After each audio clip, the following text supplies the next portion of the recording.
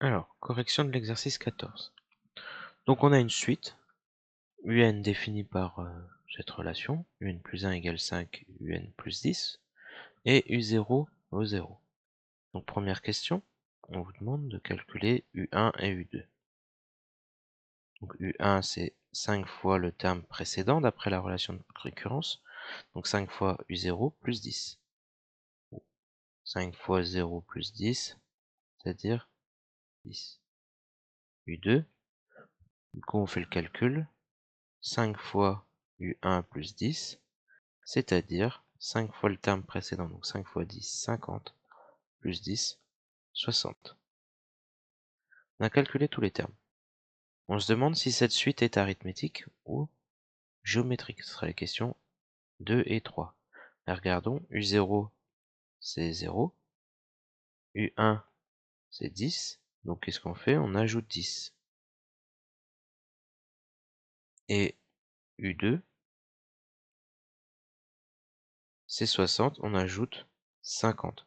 Donc ça ne peut pas être une suite géométrique, tout simplement. Arithmétique, pardon.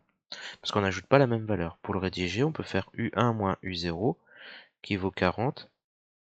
Pardon, ça vaut 10. Et u2 moins u1, donc c'est l'écart entre les deux, qui vaut 50. On remarque que u1 moins u0 est différent de u2 moins u1. Donc la suite un n'est pas arithmétique.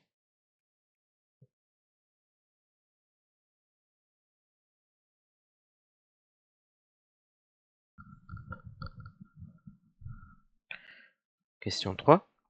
On se demande si elle est géométrique du coup. Ah bah pour passer de u0 à u1, c'est pas possible puisqu'on ne peut pas multiplier 0 par quelque chose pour obtenir u1. Là, il suffit juste d'expliquer qu'on ne peut pas obtenir u1 tout simplement.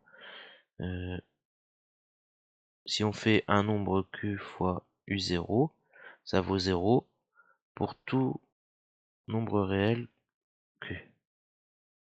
Donc, u1, c'est forcément différent de q fois u0. C'est pas possible.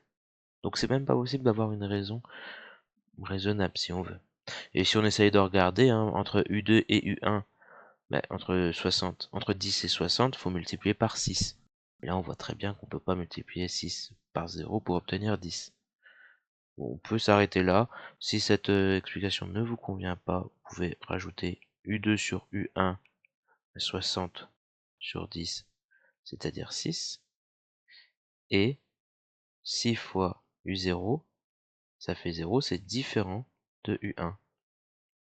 Donc, normalement, on aurait dû trouver ça parce que c'est la raison. Ça serait la raison si jamais c'était géométrique. Bref, la suite n'est pas géométrique. C'est toujours un peu embêtant de justifier quand un terme de la suite vaut 0. Globalement, quand ça vaut 0, c'est pas possible, parce qu'on va multiplier par q après, et on trouvera toujours 0. Alors c'est pas le cas. On peut aussi faire une phrase. Si un terme de la suite vaut 0, c'est-à-dire que tous les termes suivants valent aussi 0. Or, le terme suivant, c'est 10, donc c'est pas possible. Question 4. Donc là, on a à faire une suite n'est ni arithmétique, ni géométrique. Donc je remets la formule. C'était 5un plus 10 avec u0 qui vaut 0. Donc on va faire un algorithme, créer un algorithme tel que lorsque je vais commencer, je vais essayer de déterminer quand est-ce que ça dépasse la valeur 1000. Donc quand est-ce que un est supérieur à 1000. Ben, je commence à faire mon initialisation. Le premier terme c'est 0. Donc u vaut 0. Et c'est quel rang? C'est le rang 0. Ce qui explique ces deux lignes-là. Moi, je vais regarder quand est-ce que c'est supérieur à 1000. Donc tant que c'est inférieur, je continue de calculer. Donc tant que u est inférieur à 1000, je fais quoi? Ben, je calcule le terme suivant pour u. Qu'est-ce que je fais? 5 fois la valeur précédente, plus 10. Et n, ben, ça prend la valeur suivante. Parce que j'ai calculé le terme suivant. Donc je rajoute 1 à l'ancienne valeur. Et afficher u et n. Alors si vous avez bloqué pour créer ça et pas faire et vous n'avez pas réussi du coup à faire le tableau, ben, mettez sur pause et vous faites le tableau. Donc pour faire le tableau, c'est assez simple. On va calculer terme après terme, hein. Donc d'abord l'initialisation, ça sera toujours la première colonne dans ces algorithmes de seuil. Donc U vaut 0. Donc là je pouvais mettre U, hein, c'est pareil. N vaut 0. Est-ce que N est bien, avec la condition U inférieur à 1000, est-ce que 0 est bien inférieur à 1000? Oui. Je continue, je rentre dans la boucle. Donc U c'est 5 fois U plus 10. Donc 5 fois 0 plus 10. Ce qui me donne 10. N c'est N plus 1. Donc j'étais à 0, j'ajoute 1, donc j'obtiens 1. Est-ce que U est inférieur à 1000? Oui. Donc je continue. U c'est 5 fois U plus 10. Donc 5 fois 10 plus 10. 5 fois 10, 50 plus 10, 60. Et N c'est N plus 1. Donc je prends la valeur d'avant et je rajoute 1. Donc 2. Est-ce que 60 est inférieur à 1000? Oui. Je regarde le terme suivant. Donc 5 fois 60 plus 10, on va obtenir 310. Et donc ça c'est le rang 3, on a rajouté 1 au rang. Est-ce que 310 est inférieur à 1000? Oui. On continue. C'est 5 fois U plus 10 pour la valeur de U. Donc 5 fois 310 plus 10. Donc 1550 plus 10, 1560. La valeur de N, donc elle a augmenté de 1, c'est 4.